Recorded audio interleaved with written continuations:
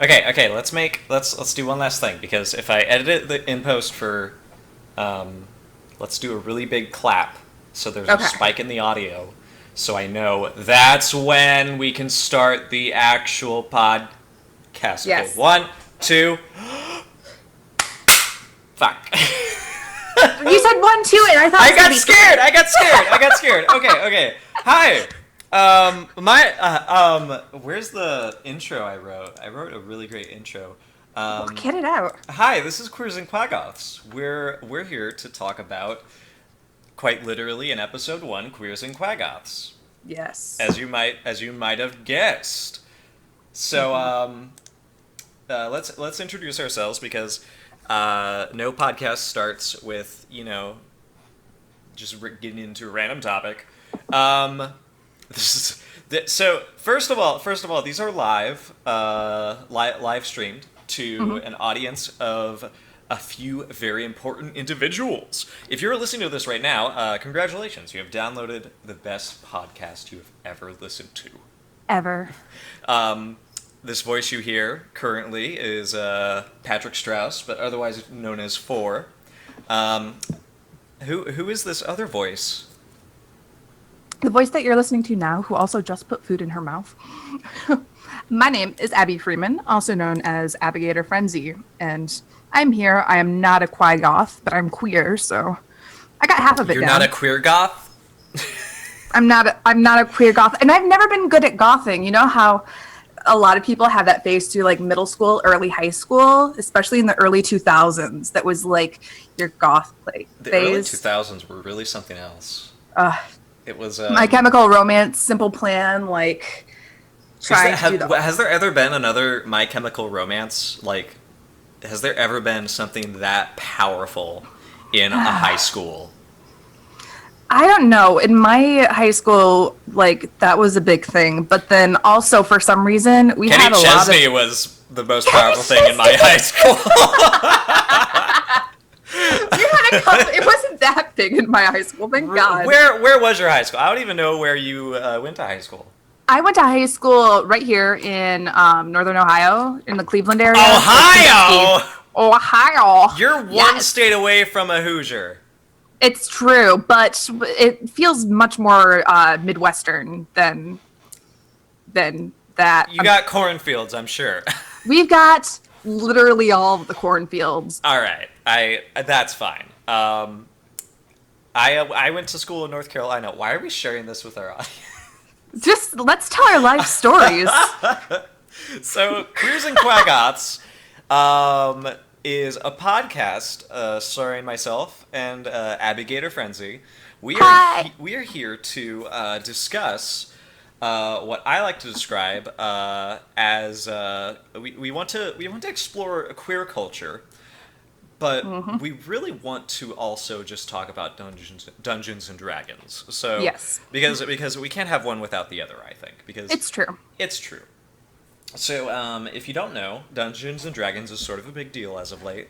There's a lot of critter folk who swarm Twitch.tv every Thursday to watch Yes. people play D&D, but there's also plenty of other people who do that sort of thing. You can imagine like how do you start talking about the monster manual of Dungeons and Dragons 5th edition? You start it with the only monster in the Q section, Yes. and that's And- the Quaggoth. It's also one of Fore's favorite just characters in all of D&D role-playing tabletop lore. If you have played at all or any campaigns with Fore, you are probably aware he calls them Quaggies for short. We're on the first episode of Queers and Quaggoths. We are discussing the Quaggy. Oh, yes. And the Quaggoth is my favorite monster in the Monster Manual, and the goal of each episode of Queers and Quaggoths is to tell you about a particular monster, why we think they are great advocates for stories about queer people, Yes. and we'll find a way. And of course. life always finds a way. And hopefully you can feel empowered. Because rolling a d20 certainly makes me feel powerful. See, it depends on what the roll turns out. When I'm rolling a d20, Oh man. I don't know. I'm Well, kind of here's the middling. problem. I'm a dungeon master. I prominently hold all the cards. You are one of my many players. Probably my favorite player. Yes. Oh, don't stop it! I love you. Thank you. But yeah, we'll get. Well, don't worry, chat. We'll get to the succubus eventually. Yeah. Right. Yeah. That will be a We long have so episode. we have so many good monsters to talk about. We have the vampire. We have the succubus. But no, we're going with the Quaggoth. Yep. Quaggoth first. To start off. Yeah. So gosh, I prepared with a whole mission statement and like a format. Yes. And really, Fuck I just yes. want to like let's just talk about what. Yeah. And just so y'all know, that Fore is a DM. I most certainly am not a DM or a GM. I am a player, so I'm going at this more of a I don't know how to DM or stuff. So we'll get kind of two sides of the role playing Well, perspective? You know what you really are, right? What am I? You're a Chuck Tingle expert. It's true. I do read a lot of Chuck Tingle. So yeah, that's our with our powers combined, we will give you the queer goth. Love is real. So what is a queer goth? The Quaggoth is as I said, it's the only Q monster in the monster manual for 5th edition. And it's very proud. I will tell you. There are let's see. I could read you the stat block, but instead let's just tell you about what is the lore behind this monster. Yes, because it's really interesting. At least, and there's so much of it too that like I was surprised. I didn't know all of the nuances. Yes, of this creature, and I don't know. I'm super excited. Oh man, I'm looking forward to it. So basically, a Quaggoth is it's sort of like a mix between a bear, a gorilla, and a Sasquatch. Yes. And it is super handsome, and it's also really cool. So yes, the whole trick with the Quaggoth is that it lives in the Underdark, and in the Underdark there are all sorts of terrible things. What is the Underdark? I gotta see. I want you to be new to Dungeons and Dragons so that you can run D&D as a newfound role player, because this is also like maybe we'll give you an opportunity, because throughout the series and episodes we'll be dropping off plot hooks. So if you want to use coffee burp, this creature in a adventure or story, or heck, you can make a whole campaign about this. You totally could, especially the Quaggoth. Quatchbarilla. There you go. I am here for that. I'm here for that, yes. I wish... Why didn't they go with that name? It gets them all in one batch. Quatchbarilla. Quatchbarilla. Rolls off the tongue. It sounds like this whiskey shot that you order at a bar. You like... I want my players to walk into a tavern, go right up to the dwarven ale master and say... I'd like a Quatchbarilla. It just reminds me of sarsaparilla. I know, right? I have a sarsaparilla. Can I have a sarsaparilla? But Quaggoths, they're big. They can get up to 7 feet tall. I say 8 feet because I want them to be big as possible. And they are big, fuzzy hunks of muscle and fur. They have like a bone white fur. I like to think there's some that keep clean, and they have like a rich brown mahogany color to it. And they're hella intimidating. Just like oh hell yeah. If you are a dungeon master and you want to scare your children because this is their first game of D&D, pick the Quaggoth. Yes. Even one Quaggoth. For a level 1 party, one Quaggoth is a devastating opponent. You'll die. Yeah. But here's the thing. They were not always so devastating. Oh, no. They were once a peaceful and honorable, some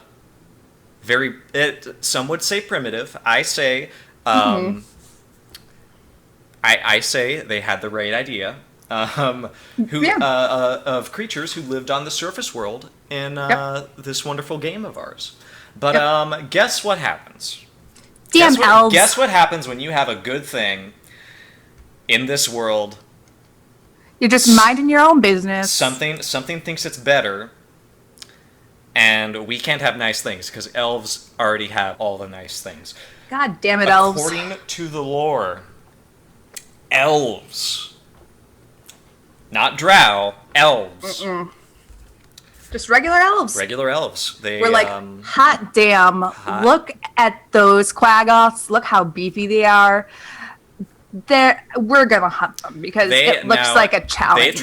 What they tried to do, they tried to take the word queer away from the Quaggoth and use it in a negative context. Yeah. And that is not okay. No, nobody takes queer away. Not my Quaggoth. Not my elves. Not hashtag not all elves. It's awful. It's awful. They almost exterminated the entire race of Quaggoths, as we are told. In fact, the Quaggoth storytellers, they have this tale known to a T. It is called the Tale of the Stealing. Because the elves not only stole their land, they stole their lives, they stole their very identity and culture. Yeah. Because what happens next is tragedy. It's really bad, The Quaggoth is driven into the Underdark, knowing no other place where they can hide in their perfect, beautiful forest. Because the elves, they walk out of these trees like they own them. And damn elves. I know. It's just... So what happens is the Quaggoths descend. They are forced to live in the dark depths of the Underdark, out of their habitat, completely in a new world, and it is unforgivably hostile. It's the Underdark.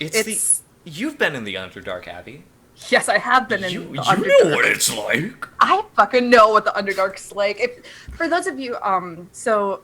One of the first campaigns that I ran for was DMing, and it was a version of Out of the Abyss, where all of the player characters were the NPCs written in. Out of the Abyss. Yes, Out of the Abyss. It was it was one of the first D&D campaign. It was actually one of the first. Actually, I think it was the first D&D campaign I've ever run. And one of the reasons I was so attached to it was it starts you off. Out of the Abyss starts you off in a drow outpost in the Underdark, and the opening is basically, great, you made a character. I want you to take everything good about that character and throw it in the trash because they have been captured by the drow, and it is not okay. Congratulations, you are now locked in a cell with all these other NPCs. Except... these NPCs were really interesting. Right? This is actually the first experience I ever had with Quaggoths as a character, because one of the characters who will always be close to my heart, and this is awesome because nobody picked this character to play in the party. So Fore played this character Quaggoth. To a T. His name's Darendel. Excuse me, Prince Darendel. Prince Darendel, excuse me, I'm sorry. And so Prince Darendel is a Quaggoth. But is he a Quaggoth? Is he? Is he? That's the question that tonight on Larry King we will find out. Stay tuned. Stay tuned. So Prince Darendel is kind of like the perfect intro to Quaggoths, essentially. He's the only Quaggoth NPC that I know of in any edition. And he is affected by a sort of delusion, or is it? He believes he is a prince, an elven prince from the surface. And this is very interesting because Quaggoths absolutely despise elves. So for a Quaggoth Yeah. to think this is pretty Weird. It's weird. I'm go ahead. I was about to say, and plus the way that Fore had portrayed him is kind of the opposite of what we're seeing, what we are used to seeing Quaggoths as portrayed of. There is a lot of places, even the D&D Beyond, they're near mindless savages that prey Well, on they have to anything be. they can find. Exactly. Yeah, they have to be in the Underdark. Countless centuries have passed since they were driven down into the Underdark. During that time, there is nothing to eat down there. There's nothing. Oh, we can go into the cannibal aspect too, because let's go straight into it. You thought I was like, oh, they go into the Underdark and they have a bad time, and then you can fight them. No, there's so much baggage on these poor Quaggy shoulders. You were not prepared. there's a lot. What's there to eat in the Underdark? Mushrooms. Other people, other creatures. Well, we haven't gotten to cannibalism yet. We haven't. We haven't. That's like the first. This is the first week. Mushrooms. Maybe some fish if they find a lake. Yeah. Giant manta rays that eat you. Yeah. Hook horrors, which are bigger than Quaggoths. Purple worms. And mushrooms that are poisonous and explode in your face. Their diet does not exist in the Underdark until that Quaggoth is looking mighty tasty. That Quaggoth hiney is looking tender on the fire. If you're starving and you've been in the Underdark for your whole life and you've kind of been brutalized and have forced to do brutal things, it happens, y'all. It's tragic, and that again, tragedy makes. You've seen every movie that has a queer individual in it. Oh my god. We have tragic backstories, and we have tragic futures as well. Apparently, Yep, I know everybody. That's one of my main pet peeves. I just want to watch a nice movie about any queer couple. It doesn't matter. I just want a nice queer movie or story where both of the characters are alive by the end and happy. That's all I want. Can we not just live? Well, Abby, that's a very good point, because that's what we're hoping to give you here at Queers and Quaggoths. We're here to give you a happy Quaggy. Yes. We're going to do our best to tackle not only the tragedy, but we want to bring you adventures, stories, and campaigns that can deliver a good feeling. So let's start with the first good feeling. The Thonot. Okay, so they're in the Underdark. It's a mess. They are lost. They can't go back to their home where trees are. It's pretty dire. Yes. What can make it better? Psychic magic. That's what makes it better. I mean, you've seen Matilda. It's Yes. The Quaggoth is basically Matilda. Yeah. I think.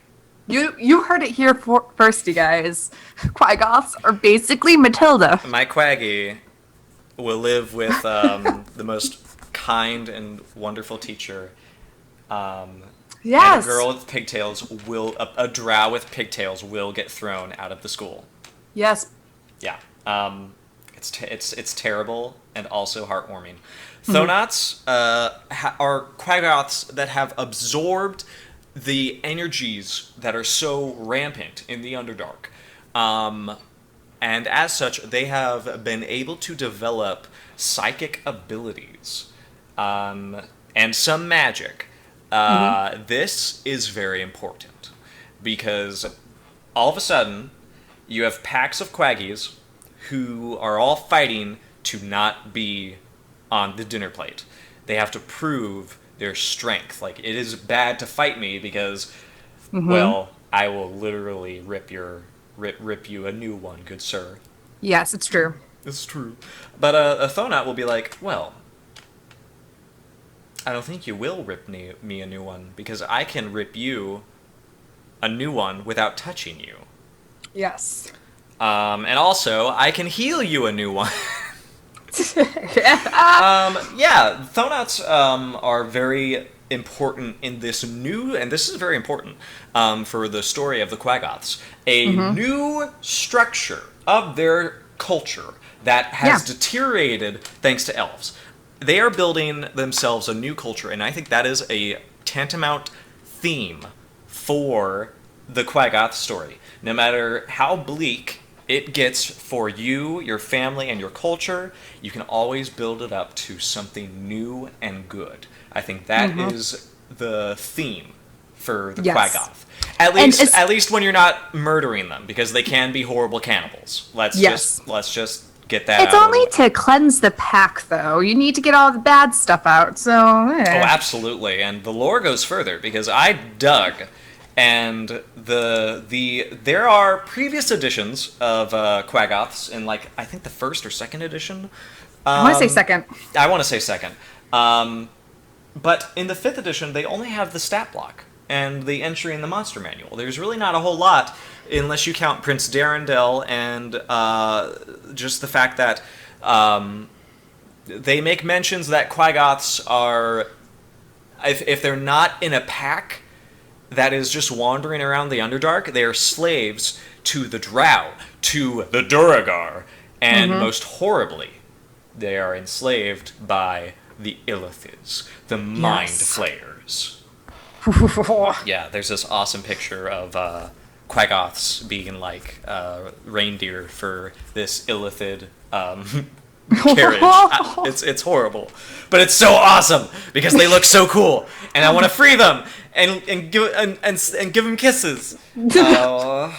Big hugs to the Quaggies. And yes, we should also mention that the lore that we're talking about now is all within 5th edition, I believe. Yes. We're taking all of this from 5th edition. It's also some stuff that I discovered that has been created by other folks who, like D&D Beyond has one entry and a few homebrew material, but there's also Firebringer Axel, if I could shout him out. He did a character... a race PDF for the Quaggoth if you want to play it. Yes. And there's also just lots of, I wouldn't say lots, but for someone who whose only like resource was the monster manual and like a page of lore about this creature, that's it. Ah, there he is, Firebringer Axel. I know. He just popped up in chat, being like, "You silly guy." I'm glad you're here. So where do we go from there? Because we could go into the lore pretty deep. Oh yeah, I remember why I went to this. You talked about you gotta like cleanse the tribe. You gotta like cleanse the palate. There is, at certain points, something really bad. And that is when all hope gives into despair, and the tribe can no longer sustain the collective hunger, nor can it bring down the savage feuds that are the stress of the situation is just growing. The Quaggoth tribe devolves into a cannibalistic frenzy, known as Rotakar. Dun dun dun. It is the last remnant of the long lost Quaggoth language, supposedly. And it is basically a bloodbath. They go into a cannibalistic fury, and if there is a sole survivor by the end of it, they roam the Underdark, basically covered in blood and bad stuff. It's bad. Cannibalism is a heavy part of what happens to them in this new environment. Tragic backstories, man. See, it's got everything you want to build it up to something better. So let's what else? What else do you want to cover, Abby? Before we get into sort of like, we not only want to tell you about this monster and some of the stories you can tell with them, but we want to like tell you, especially you DMs, how you can use them in a combat scenario. Yes. So I was about to say, you've got a couple of interesting ways that you can use Quaggoths in combat situations, and then also just in campaign situations, in terms of fighting, depending on what kind of Quaggoth you want. Like, so you've got the Thonoth. Thonot. See, I always get the T at the end mixed up, which would be like you'd have the magic, but I would also imagine that would be a little bit more of a can communicate to it. But then you can also use like a totally like a slave. The Drow have enslaved the Quaggoths, so you could have Drow who are controlling the Quaggoths. There's just a lot of different ways that you can use Quaggoths. There's a lot of archetypes, because you could have the wild Quaggoth who roam the Underdark, either in packs or in solitary. It just says one little tiny Quaggoth running around. Poor lonely boy. Oh. And you could also have the enslaved packs of Quaggoth who, I imagine, the Drow and the Durgar prefer to like use the Quaggoths in fighting to sort of keep them loyal, but also just to like spurn them. Oh no, for sure. I would imagine that they really use that elves are bad to really push home the whole fact that that's the reason they're down here is because of the elves, and they for sure. They want to foster this this awfully strong right-wing position of all elves are bad and they are the reason that you're in this horrible place. Yes, for sure. So that's the angle that we want to start with, I think, with when you want to use like a Quaggoth that is enslaved, is that they grew up in this environment that is extremely hostile, extremely abusive, and difficult. Yes. This is also an environment that they don't want Quaggoths, because Quaggoths, they don't want Thonots. Oh my gosh. Because a Thonot is powerful. A Thonot is a leader. A Thonot has the story of this poor creature in oral tradition. Yes. If the Quaggoths know about that, then, you know. And plus, there's even, like, the encouraged savagery. The cannibalism is also a lot of times encouraged just to get rid of the Thonots. Dude. Like, there's a very strict pecking order to Quaggoths. And so whoever's enslaving them, whether they be Drow or Durgar, they definitely, I imagine, use that savagery and the pecking order to their advantage. Oh, absolutely.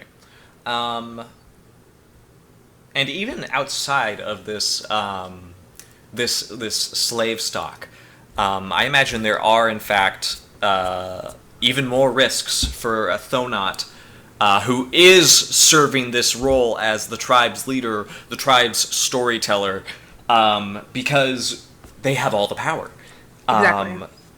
And I think part of the danger is that there are so many rituals for these Quaggoths that I imagine there's one for eating the Thonot when they are not doing what they should be. Like you can imagine. If they haven't eaten for like days, and the Thonot was like, "We have to go this way to go." We're tracking some good food here, guys. Let's go this way. Let's go down this moundy tunnel. And it turns out there's no food down there. They can use any excuse they want to be like, "Okay, Thonot's not working. We're gonna eat you." Yes. Where hopefully by eating you, we're going to get that superpower that you have, and another Thonot is going to come through. So I think that's how they imagine that's how that's supposed to work. Like, we have to either breed the Thonot, or we have to eat them so we can get that psychic energy. And this is also something that wasn't clear on. So if a Quaggoth eats another Quaggoth, just that psychic, I don't think the psychic energy transfers, does it? It actually doesn't say. All we know is that That they do believe it. And actually, the monster manual. Let me actually look it up. I was about to say, I'm on the D&D Beyond, and I don't see anything about power transfer. A Thonot that fails the tribe is slain and devoured in a cannibalistic ritual in the hope that its power passes to another more worthy Quaggoth. So we don't know. That they believe it, most certainly, Yeah. but it is certainly not confirmed unless you as a DM want that to happen. And then that just gives them a superpower to they gain the power of whatever they eat. So if they ever get gushers, you better watch out. Oh my god. You better watch your ass. Yes.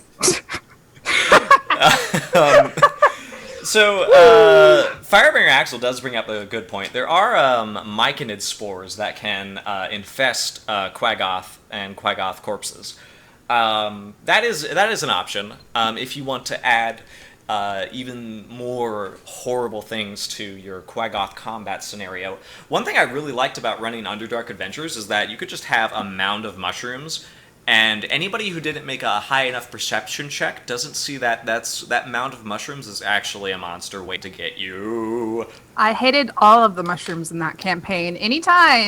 I hated most of the mushrooms in that campaign. There was Good save. yeah, there was a character who really yeah. Yeah. But most of the mushrooms there were dicks. I didn't like any of them. Big mushroom-shaped dicks. Yeah. Just completely. Yep. Yeah. Phallic shaped. Yeah. You know what it isn't phallic shaped? What? This Tell me. combat scenario. So, imagine, if you will, Yes. a 45 HP Quaggoth with a challenge rating of, let's see, where's your 2 of challenge rating of 2? Each one of these Quaggoths is 450 XP.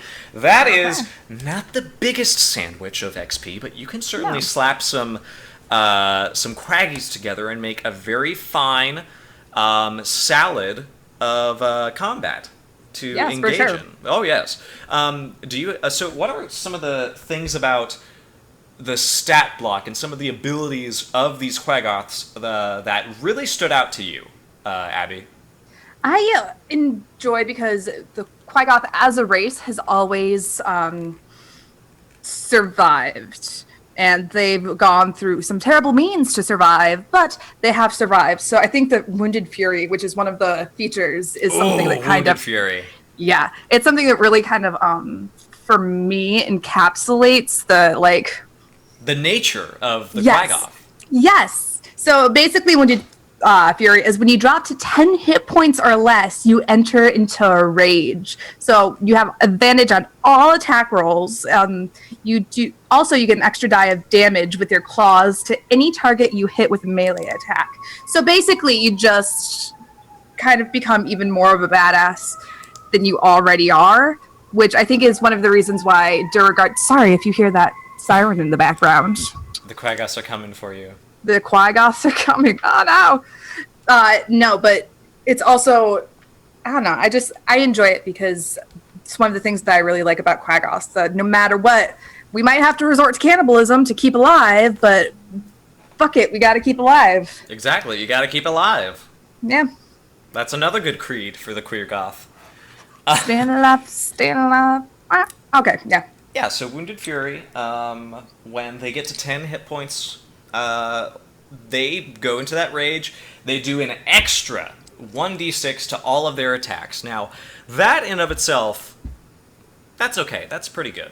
But then you take into account that their claws also do 1d6. Yes. So every time they hit, and I'm gonna say this right now, they have a +5 to hit. That's really good for They're badass. a challenge rating 2 monster. +5 to hit, 2d6 if they hit. Oh my god, actually wait. The claws do 1d6.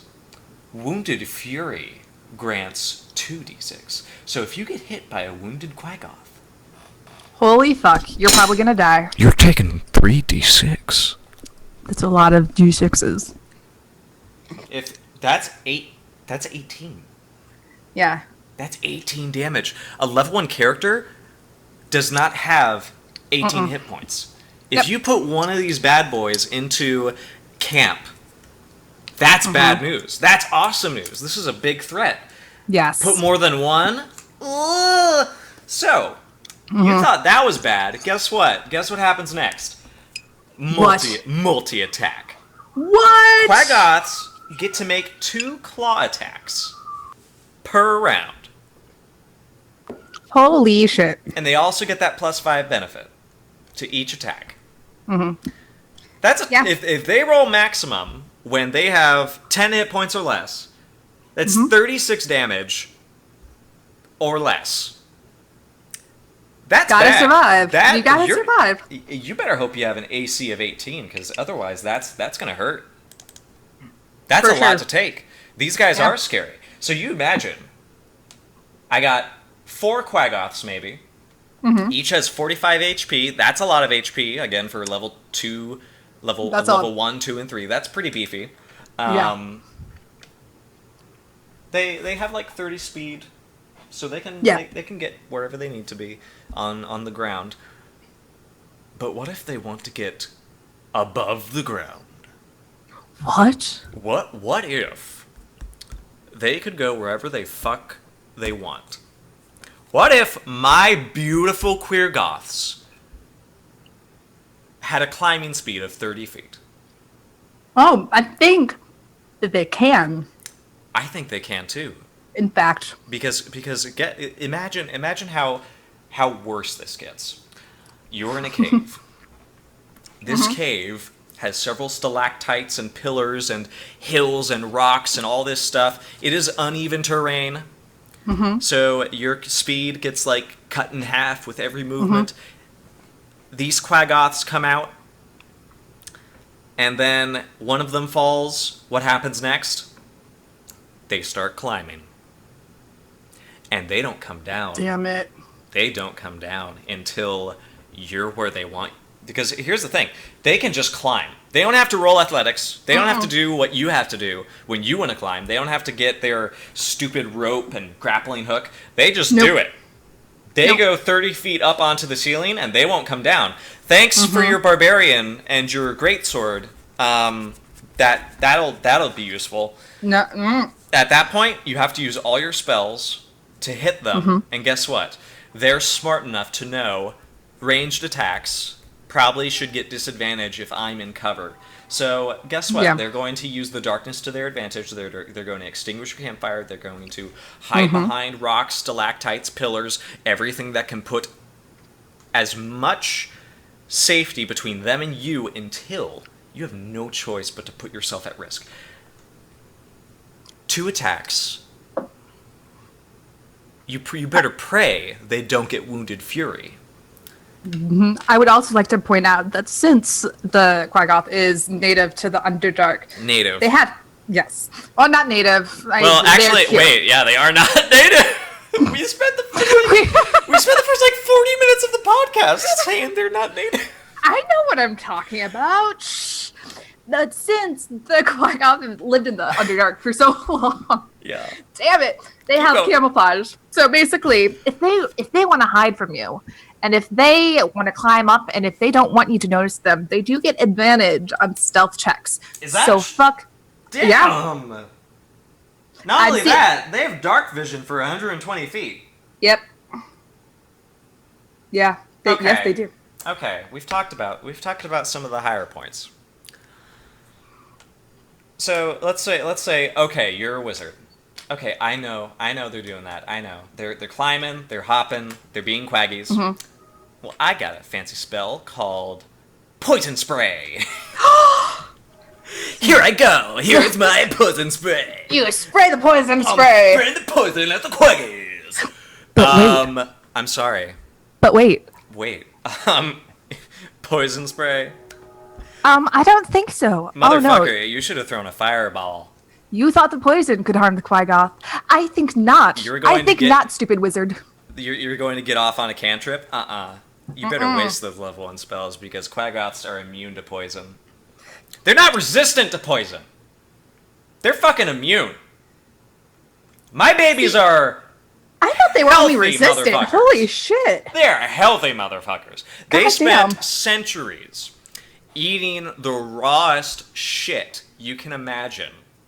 Along with the spores, which a lot of times in the Underdark are totally fucking poisonous. Oh yeah, I could go to my Out of the Abyss handbook and tell you all the horrible things you can eat in the Underdark. It is It's not a lot. good. Not even like the mushrooms alone. Those are nasty. They are hunting things that could kill a level 5 party of adventurers. My babies, my Quaggies, are They don't are- take. They know better. They are strong. So you better hope you have something other than poison spells for your crowd control and stuff like that, because inefficient Yes. otherwise. I want you to understand. That is the basic Quaggoth. Yes. That's not with anything else fancy. That's with nothing fancy. That is your Quaggoth. That's not, though, not. That's just... You know what is Thonot? Tell me.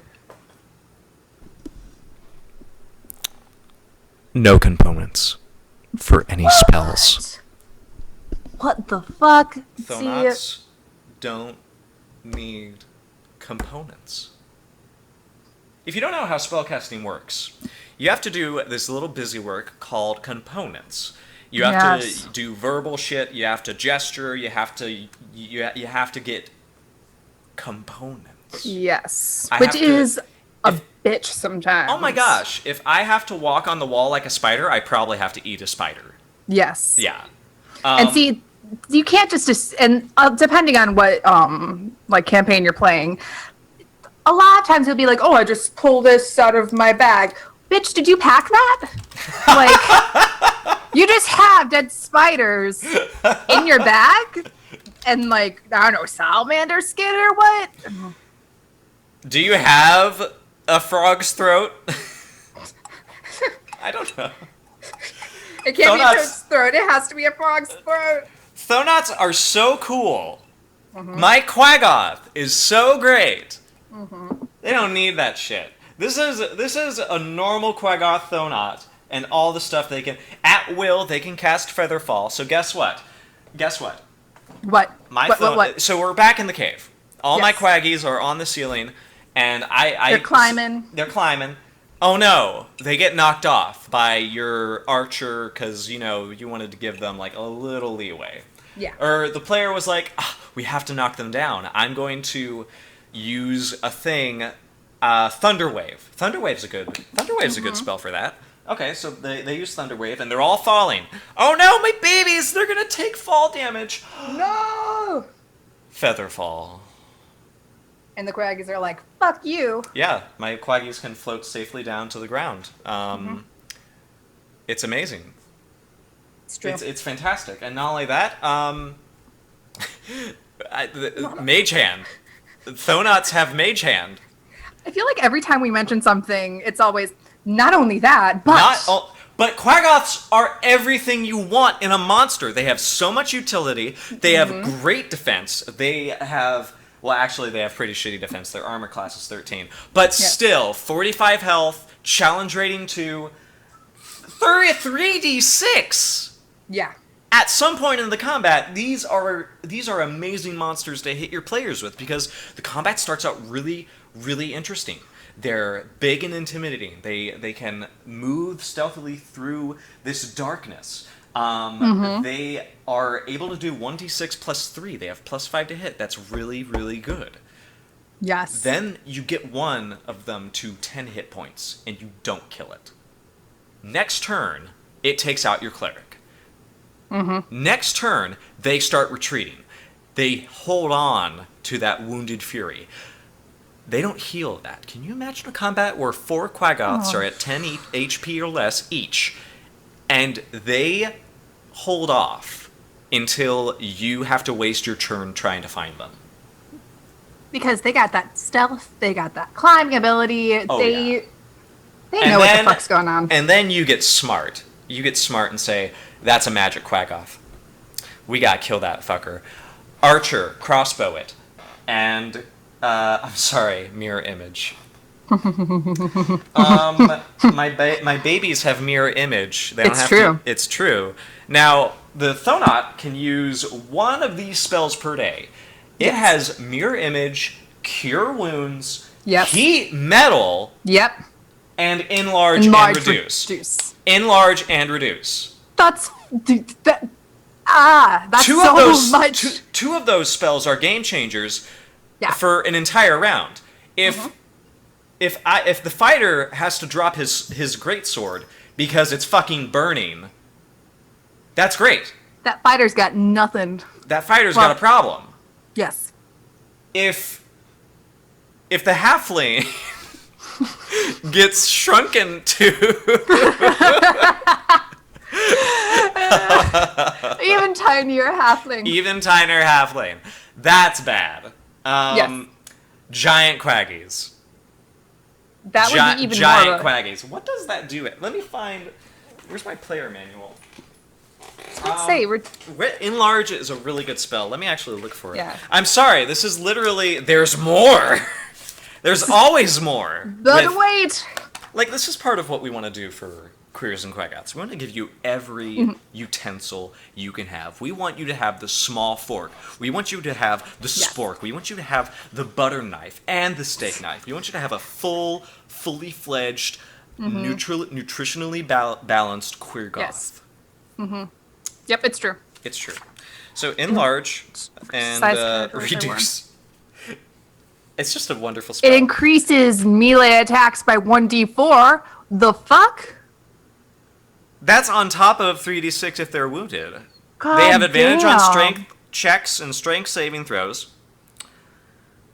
Ooh, I wonder also because they can cast Cure Wounds. I wonder if they do Cure Wounds and get above that 10 hit points. I wonder if they still have the Wounded Fury. I would say because I'm a merciful dungeon master, they would not.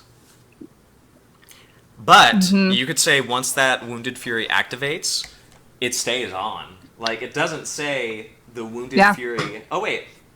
Oh no, it does say while it has 10 hit points or fewer, so it does have to have 10 hit points or fewer. But Abigator, we forgot one thing about our basic Quaggoth. We forgot to read the fine text because Quaggoths have advantage on attack rolls when they're in Wounded Fury.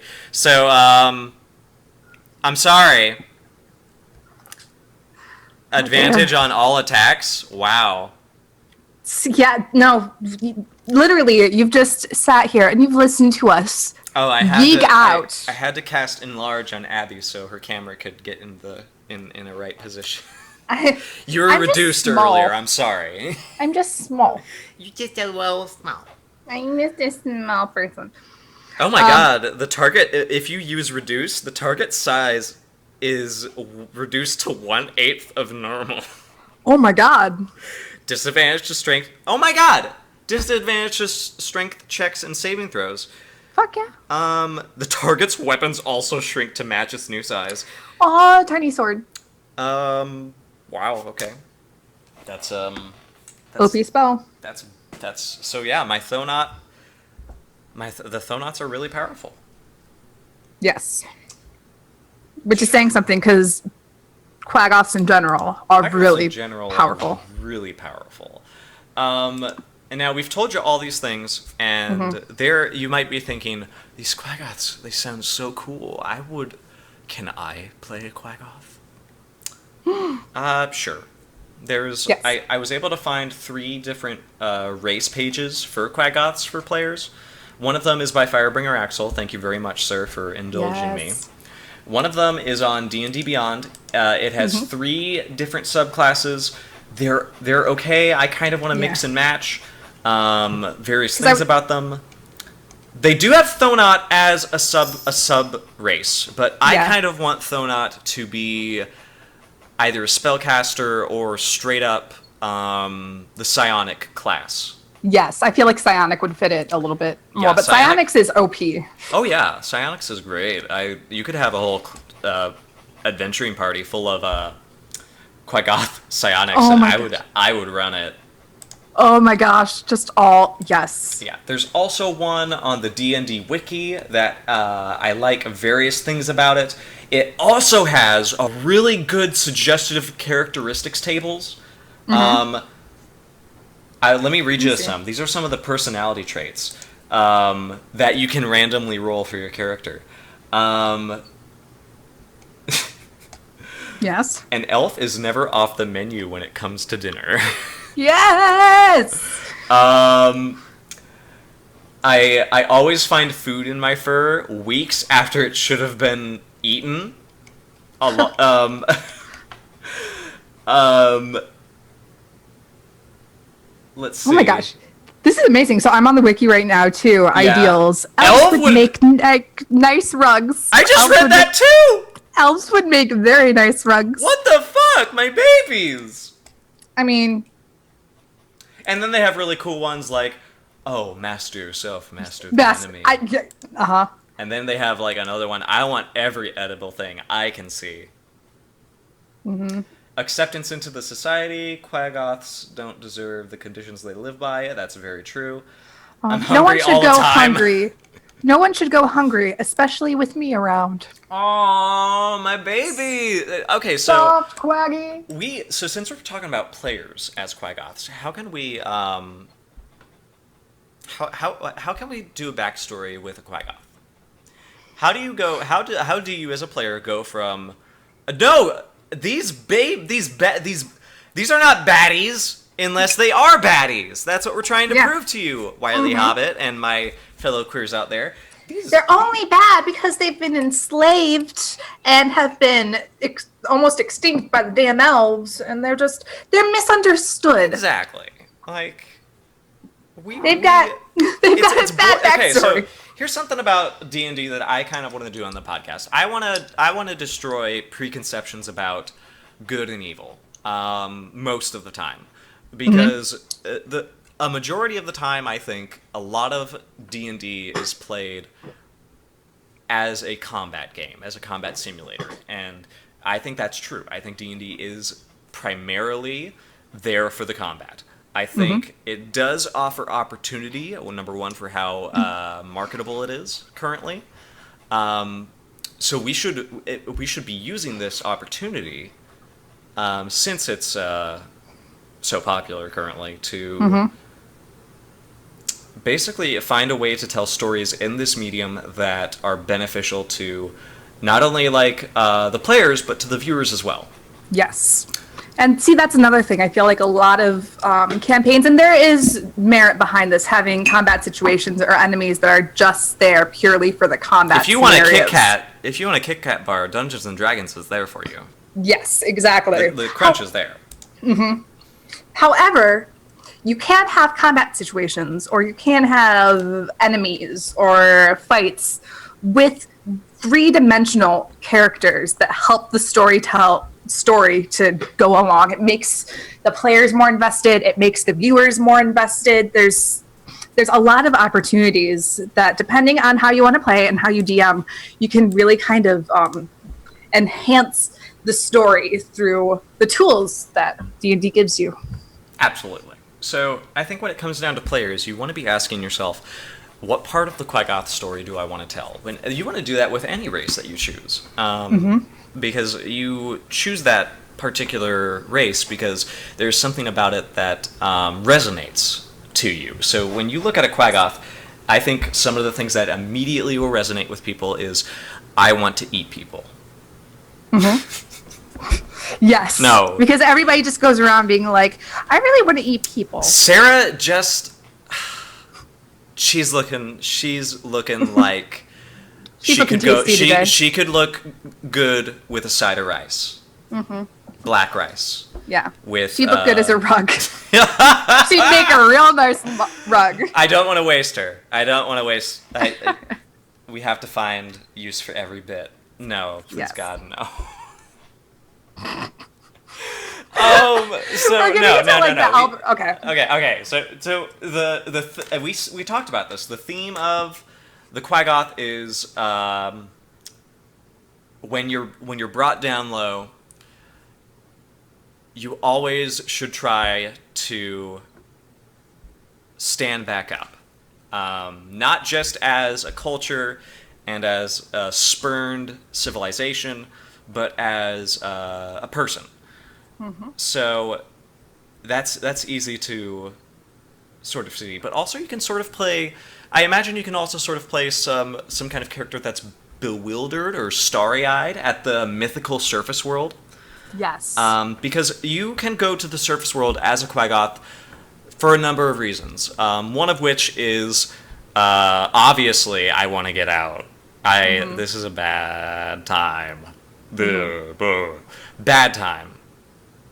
Can you imagine, though, a Quaggoth living their whole lives, hearing stories about the surface world, thinking that you're going to stay in the Underdark for the rest of your life? Oh, yeah. Either enslaved, hearing these wonderful stories about the surface world, and then finally you get to be in the surface world. So you've got this over-enthusiastic Quaggoth looking at everything and being like, oh my gosh, you guys, look! Oh my god. The sun! Did you see the clouds, you guys? My fucking it's heart. amazing. I know. My fucking heart. It's breaking. But Okay. no, so you can have... That's beautiful. I just... Now I really want to play like an over-enthusiastic, really just innocent little Quaggoth who's Oh just my like, gosh, we really have to... That tree is so pretty, you guys. The Look tree at the color of the is so leaves. pretty. Like, have you ever seen like a bear, like, or a boar, sort of like go back up into a tree and just like scratch its back? And that's what I Yes. imagine they do. They're like, there's nothing like this in the Underdark. Oh my god. Yeah, my back has been so itchy in that one spot, and finally, Oh my god. something that At can scratch last. Oh, that's wonderful. Oh, see, you could play a cute Quaggoth, or you could be a scary Quaggoth. You can sort of like be a bit more serious. Like, you need to carve out a better future for your people on the surface, because the Underdark is just it's a terrible place. You can be sort of like a pilgrim or a revolutionary. That's really the big hook, I think. Yeah. Is that, what do you want the future of the Quaggoths to be? And that should be sort of your base character, especially if you're a Thonot. For sure. For sure, because you uphold that oral tradition. So that's players. We covered. There's one last thing. Did you ever find the Enlightened Quaggoth? No. Oh my god.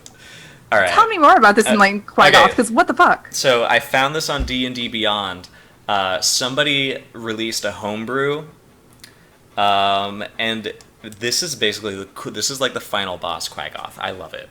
So it has 80 hit points.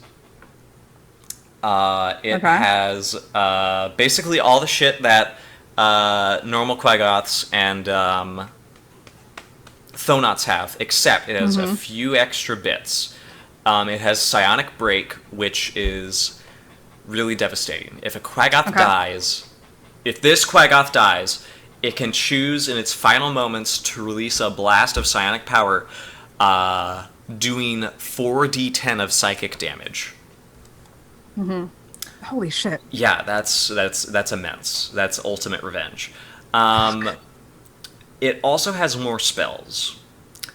It can cast at will, like whenever it wants, Shocking Grasp, Moonbeam, Dancing Lights, Eldritch Blast, and Protection from Energy. Shit. So if this Quaggoth is able to have 5 minutes of preparation, I imagine it could legitimately wreck your shit if it has any time to buff its friends. And that's just at will. That's just at will. Your favorite spell is in the 1 day each, one per day, Shatter. Yes! I love Shatter as a spell. It also has Slow, Levitate, Hallucinatory Terrain, Holy shit, yes. Greater Invisibility, Confusion, Project Image, Find Familiar, one of the coolest spells in the game. Fuck. Reverse Gravity. What? dominate monster. This is OP as hell. Who made this homebrew? And the last spell is called Phantasmal Killer. Oh my god. Let me show you what Phantasmal Killer does. Phantasmal Killer That is a killer. It's a killer. Phantasmal Killer. You tap into the nightmares of a creature that you can see within range, and you make a manifestation of its deepest fears. The target must make a wisdom saving throw. On a failed save, it becomes frightened for the duration, and each turn, it has to succeed a wisdom saving throw again, or it takes 4d10 damage. 4d10? 4d10. So if you fail the first time, fuck. If you fail that first time, you take 4d10. If you fail it again, you take 4d10. If you fail it again, you take 4d10. If you fail it again, hopefully you're dead. Yeah, I would hope so. At this point. So this is devastating single target destruction. Now here's the thing. Here's what makes it balanced, in my opinion. It can only do each of these once per day. Yes. It still has the 2 claw attacks. It still has Wounded Fury. And this is actually one thing I would want to change about the player class. I would want the player class to have the ability to do Wounded Fury at like half hit points, maybe. Yes. I don't know if I would do it like 2d6. I would maybe do it 1d6 to balance it out. Because 2d6 is really devastating. And I can see a lot of dungeon masters getting frustrated about that 2d6 at half hit points. Because it's a buff in a sense, but at later levels, it's just going to get impossible to get to 10 hit points. And not only that, you don't want to get to 10 hit points. Because by that point, you're nearly dead anyway. And so Wounded Fury wouldn't really stop that. So it'd be like a last-ditch effort. But then again, I think it all depends on your DM style, right?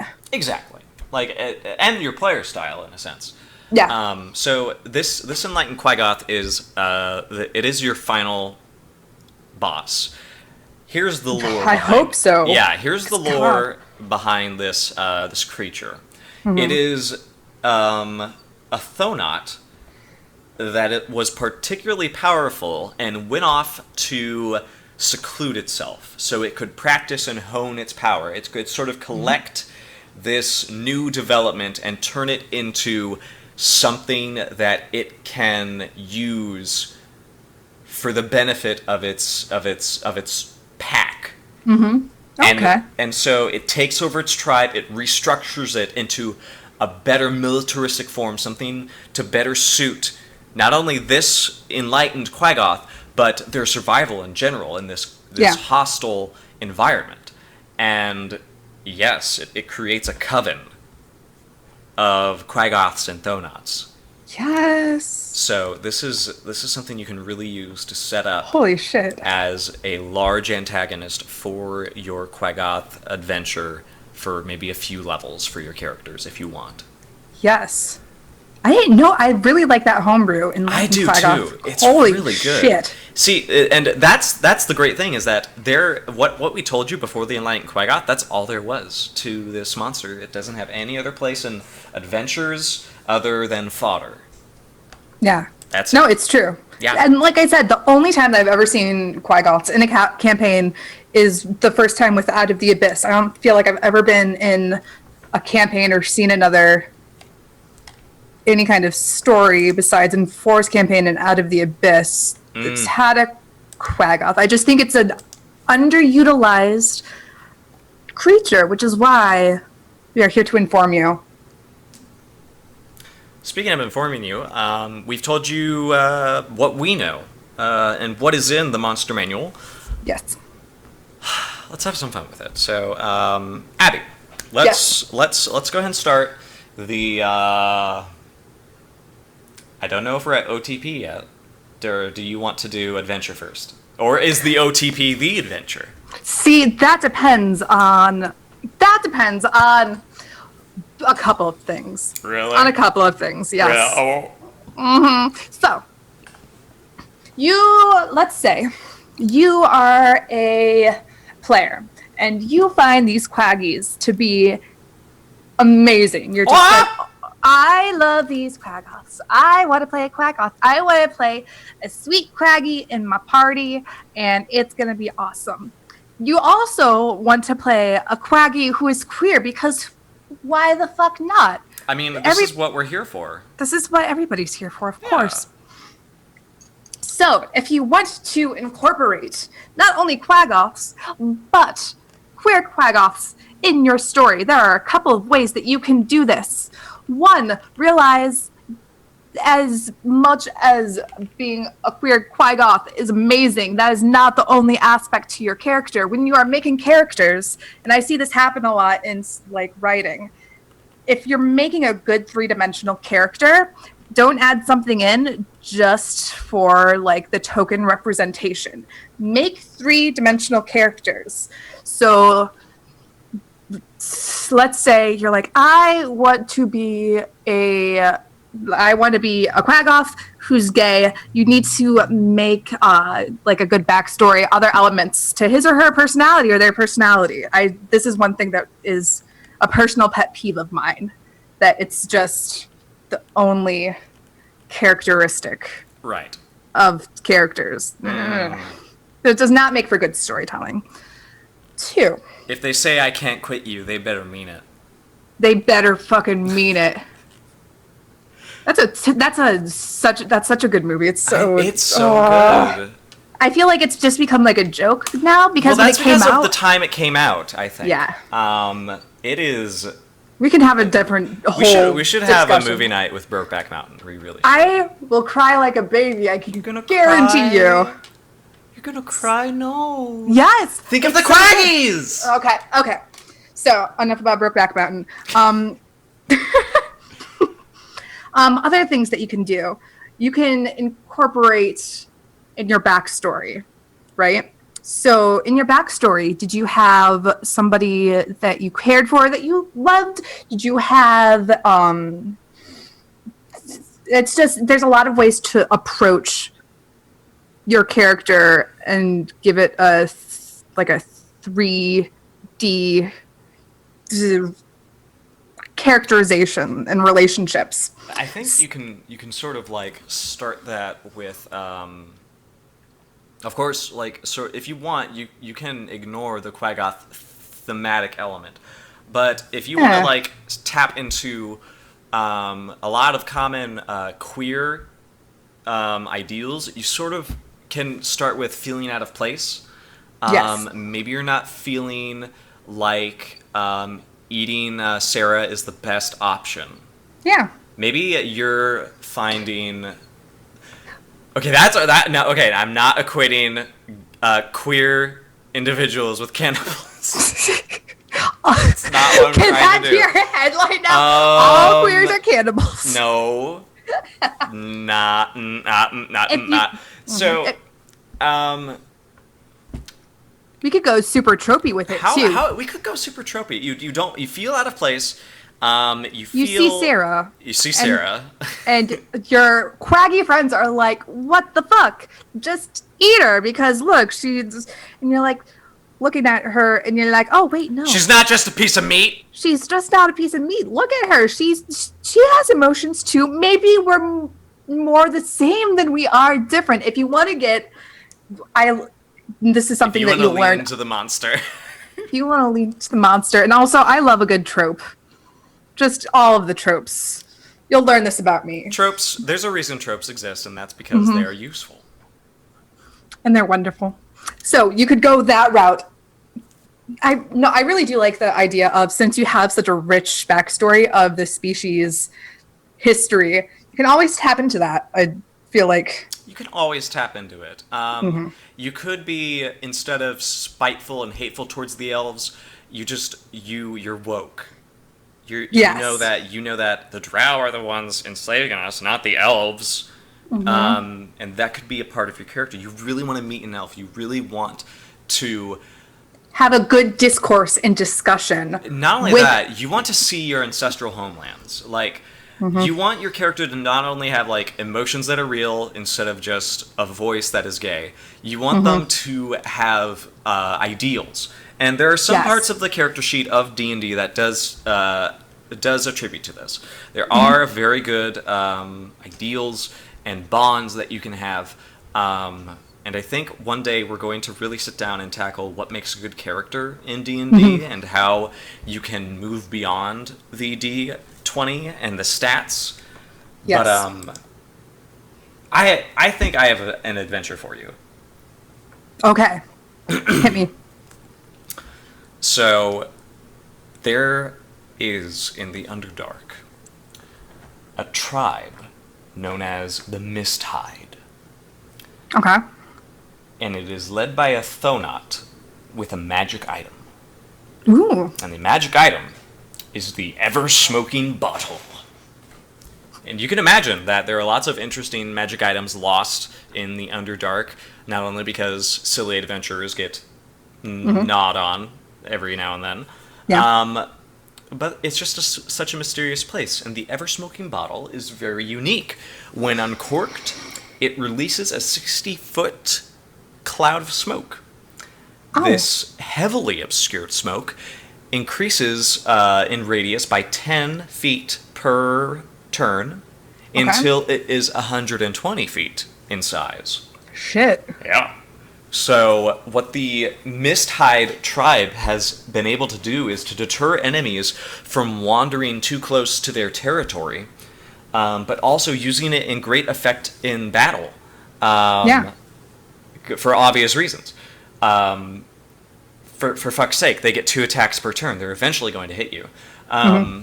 They jealously guard their territory, however. This tribe was used to living on the fringes of survival before they found this bottle, and now the power is getting to their heads. Okay, I can see that. But the Thonot isn't in that state of mind yet. He is very conscious of tactics, and he's realizing the better position that the current Quaggoths that he or she is currently in is really beginning to become a threat, because the instant that the Thonot shows weakness in this moment of strength that the tribe is in, they're done. You're done. You're no longer the leader. The next Quaggoth on the pecking order is going to say, it's time for me to have the magic power, and he's going to eat you. Yeah. So what does the Thonot do? What? They decide they have to get out of this hostile situation. Luckily, they have met another Thonot in the wilds. Now, they bumped into each other very in like a surprise manner, and they didn't realize they actually might have thought they were both of the same tribe, because the smoke was sort of like concealing their scent and obviously hiding them, but they sort of could recognize their voices, so they weren't like, you're a stranger, I'll eat you. They just sort of like were lost in the Underdark, and they walked together, and it was sort of like just this really like, I can trust you. I can trust you too. We both have like mind magic. Wait a second. And then they cork the bottle, and they see each other for the first time, and then they're like, wow, we're alone together for like the first time. Usually we're surrounded by our Quaggoths, and they're both disarmed for just a moment, because they have to be the leaders. They have to stand as the oral tradition. They have to worry constantly about the fact that they could be just ripped apart by the people they think are their family for so long. And now they understand one another. They've been walking for a while. They've had talks. If you guys, you can't see me, I'm wearing a really stupid smile right now. Throughout this whole story, I've just been like, yes, go on. Oh, okay, I'll go on. And the problem is that our Thonot, who has the ever-smoking bottle, knows that his tribe, the Misthides, are showing signs of the Rhodokar.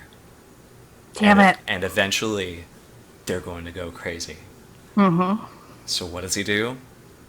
He or she goes to their now lover, who is either of the same gender or identifies as a different gender, and tells them, "Yo, listen, we gotta do something because This is what's going down. this is My what's tribe's going down." crazy. Because here's the thing: I might actually go this route. They might be asexual and they can't do the breeding.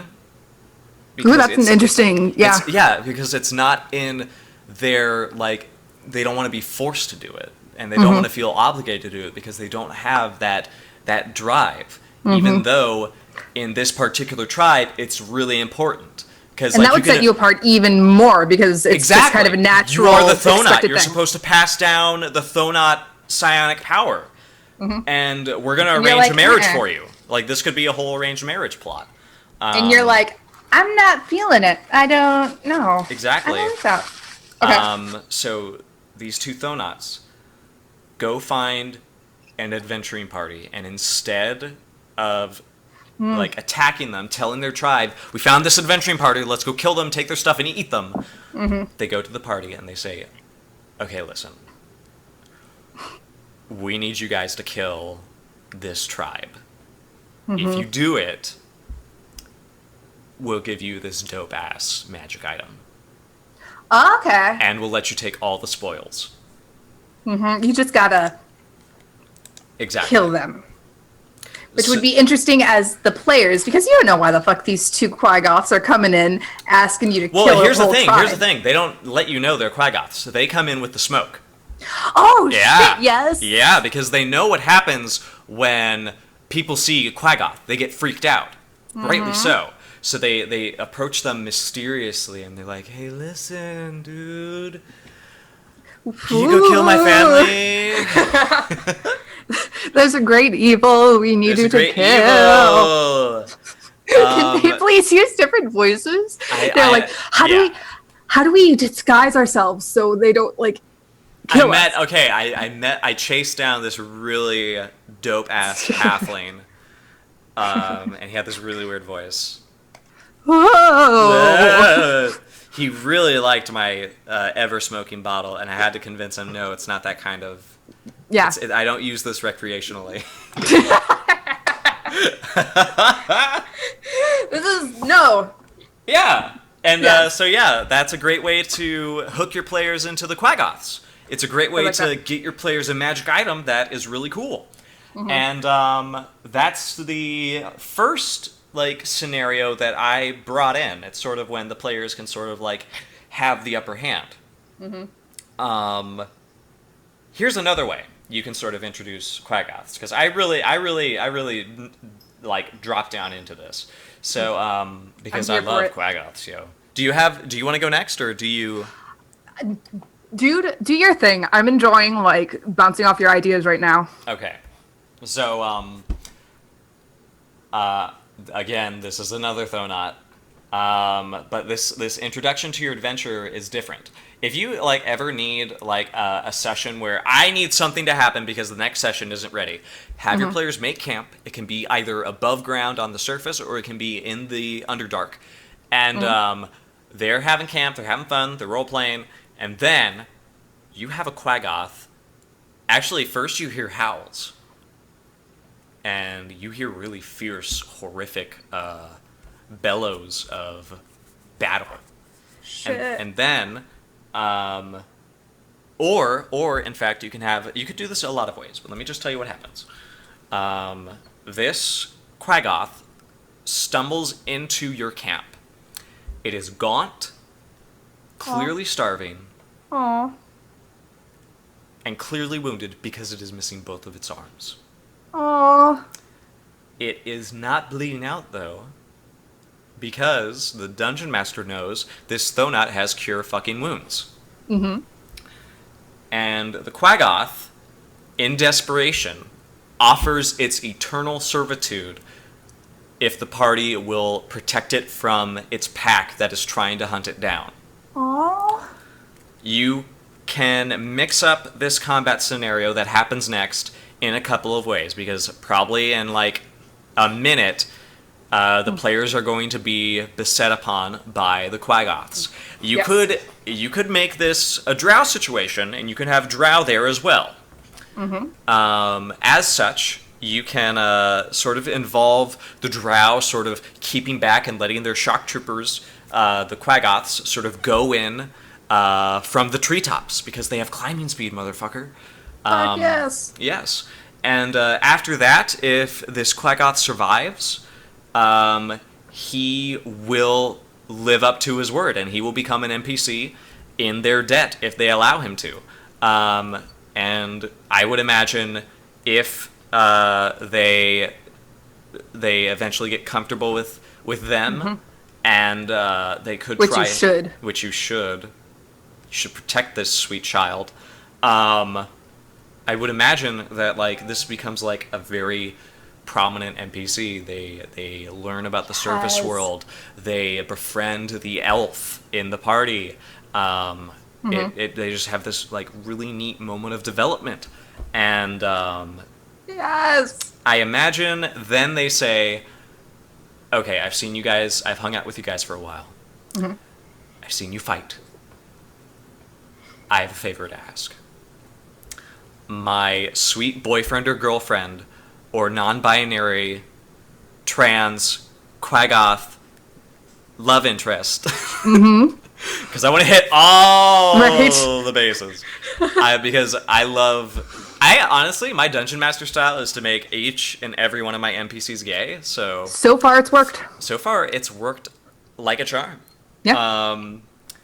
They're still in the Drow's clutches, and I don't know if they're alive or dead, but I don't think I can adventure with you guys any longer until I know, and I don't have my fucking arms. Yeah. So you need to help me. I need you to help me, not you need to help me, because we're friends now. And that can be like an need to help me. entire second adventure that you do eventually. Yes. And that's just cool. Like, to save your friend's Exactly. partner. oh my gosh, Little Big Dress in chat is being very, very, very, very extremely kind. Thank you. It is fierce as fuck. Yeah, it's true. My hair. I have one last discussion, and it involves OTP. OTP. This is this week's OTP Okay. is For those of you who do not know what OTP is, OTP stands for One True Pairing. That is, I think it really started off in fan fiction which world. fan fiction do you think? Was it Harry Potter fan fiction? Or was it Animorphs? Because Animorphs came before Harry Potter. It's true, Animorphs did come before Harry Potter. I have a feeling that OTPs have been around. I'll have to look at this because Since fandoms have been around for a real long time. Spock and the Captain. Well, see, you even have because yes, I feel like internet OTPs have and like fan fiction and stuff has been. Yes. She just says yes. That's it. Just guys. yes. That's it. I'll have to look up more fanfiction, like fandom history, Spock because doesn't have fandoms emotion have been. until Kirk gets nice and close. No, but he's always had emotion. He's just been denying his emotion. It's been shoved deep down inside. He just needs those fierce Mm-hmm. karate chopping, rough Overacting. He just needs overacting Will Shatner to crack his heart in spherical. Can't quit you, Spock. Yes. I wish I could quit you, but I can't. So I am here. So this for is that. the Yes. OTP of the week. Okay. It involves a Quaggoth, and What? here's what it's about. This is actually a campaign hook. If you want your characters to have a part in this, here's what I think you can do. Okay. Or you could just have this be NPCs that hire your players to help them do this like a mission for a few levels. Like this is a good level 3 to level 6 adventure, I think. I think it should be more. Probably level 8. Let's start with, again, a Quaggoth. His name is Nosk, and Nosk is a member of the Shatterbone tribe. Now, the horrific thing is that they have already lost their Thonot in battle. Because some drow were trying to enslave them. They were trying to catch them, these wild Quaggoth in the Underdark, but they were able to defeat them, but their Thonot paid the ultimate sacrifice, and now they are on the verge of Rotakar. Nosk, however, remains level-headed because he knows if he loses his cool, that's just Everybody else is down. Yeah. Exactly. It's going to be another trigger on... It's going to be more gasoline on the fire. So he knows he has to follow his heart, and his heart was in the Tale of the Stealing. Yes. Which was, again, I want to remind you how horrible elves are. Damn it, elves! And he realizes, I have to try to find a path to the surface alone. Mm-hmm. Because if I bring my people with me, the journey is not going to be safe. It's not going to be good. They should stay in our territory and try to survive while I do this. Yeah. And in this journey, he comes across a giant spider nest where he defeats giant spider and he eats it. And he's like, "Oh, it's so tasty!" And then he's like, "Oh, maybe there's some corpses in these walls that haven't been sucked dry. I could get some marrow from the bones." And he opens one of the cocoons, and he's like, "Oh, this one's alive." Shit. And it is a handsome, rugged halfling named Robard Muscadine. You always come up with such fucking good names. Thank you. I think a lot while I am a horse groom. While I'm grooming like an 8-foot horse. I'm just like, if only I could have a halfling name with the last name Muscadine. Yes. And this halfling is not supposed to be in the Underdark. No.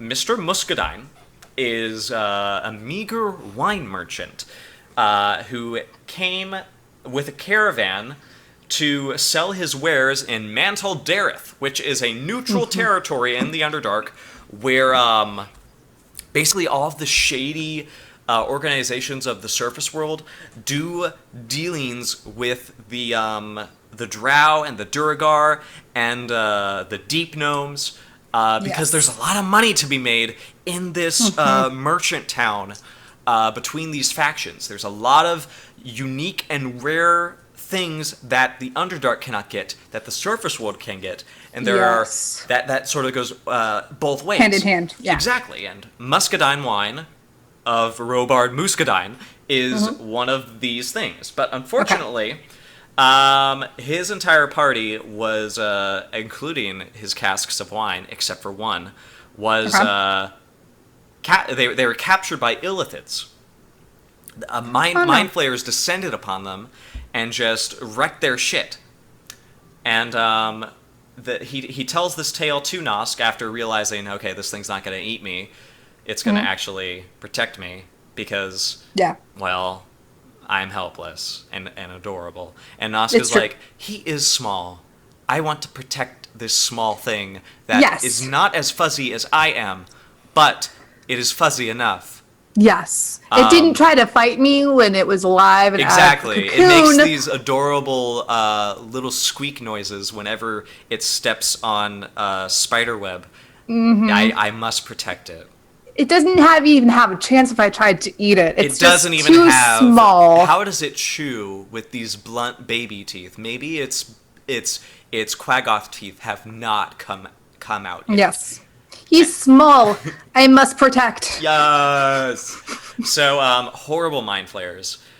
His party might be still alive because, as Nosk tells him, well, mind flayers eat brains. They like to torture the brains because that makes them very tasty. So, here's what we'll do. If I help you save your party, you will help me get to the surface, little halfling. Yes. And Robard Muscadine is like, I would be honored. And he's like, there's something we do in the surface world that I would like to do with you now, and that is called drink wine, and eat cheese. We don't have cheese right now. But I have one last barrel of my family's muscadine wine. Oh, and it's like he treats it like a big deal. It like, is a big deal. This is a tradition that we in the above world do. I'm going to give you some of this wine and we shall perform the ritual. The ritual. He treats it like this is really big, like you have to take this seriously, Nosk. Oh, yes. Because this, in the surface world, this is how pacts of friendship are made. We get Because this whole time I'm guessing drunk. Nosk is just like, is this a surface world thing? This weird, odd thing that you do? I don't... This water tastes very, very bad. I think it's rotten. I think rats have died in it. This doesn't taste like blood. It's red like blood. I was expecting some... No. Exactly. But here's the thing. Quaggoths are poison immune. So... he can't get drunk. So you've got this little drunk halfling who's just like... This cherry-faced lad. I'm so glad that you're the one who found me, and I would have been killed by the giant spider, and then you just showed up, and were like, "Whoa!" with your big muscles. Guys, just Oh yeah. this poor tiny small thing would not yes. be able to survive. Absolutely. Like this is like your romance novel, your Western romance novel in a nutshell. But but adventures happen. They travel through the Underdark. They grow closer and closer.